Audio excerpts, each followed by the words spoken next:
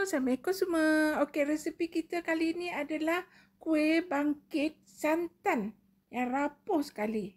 Okey, kita ada tepung ubi, tepung jagung dan juga daun pandan. Kita sangai lebih kurang 10 minit.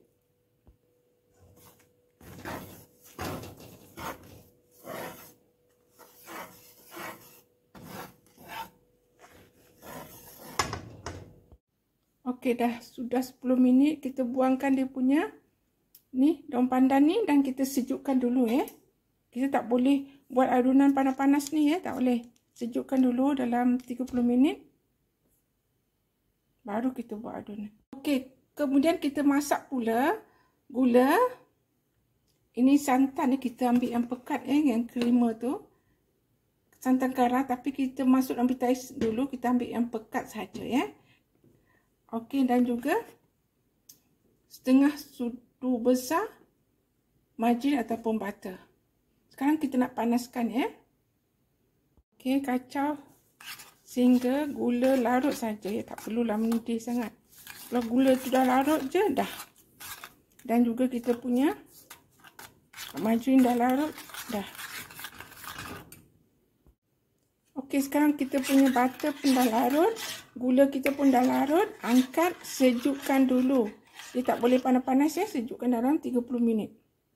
Okey, sekarang kita nak buat bahan ketiga pula. Kita ada kuning telur, sedikit gula dan juga vanila serbuk. Kita sekarang nak pukul kat dalam ni ya. Cup. Okey, telur dan gula kita dah masukkan dan kita letak sedikit vanila serbuk. Kemudian kita kacau je macam ni. Supaya telur dan gula bercampur. Okey. Okey, sekarang kita masukkan santan yang kita dah dengan gula tadi yang kita dah panaskan tadi. Okey, gaul sebati. Kemudian barulah kita ambil kita punya tepung tadi. Tepung yang kita dah sangai terlebih dahulu ya.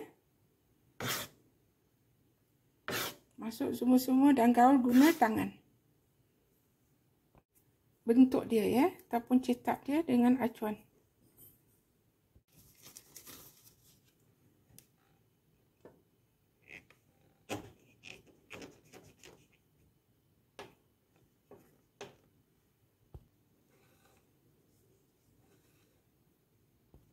Okey, sekarang ready untuk masuk oven. Suhu oven adalah 150 ya. Lebih kurang 20 minit. Ataupun terpulang pada oven sendiri.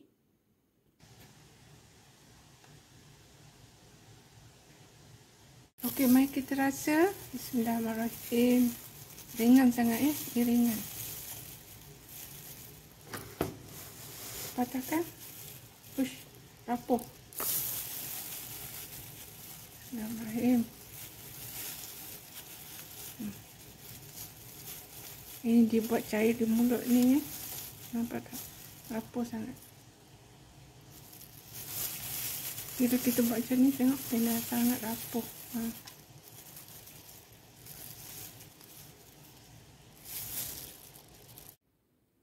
Okey, so terima kasih kerana menonton. Selamat mencuba ya. Jangan lupa like, comment, subscribe and share. Sampai jumpa lagi. Bye.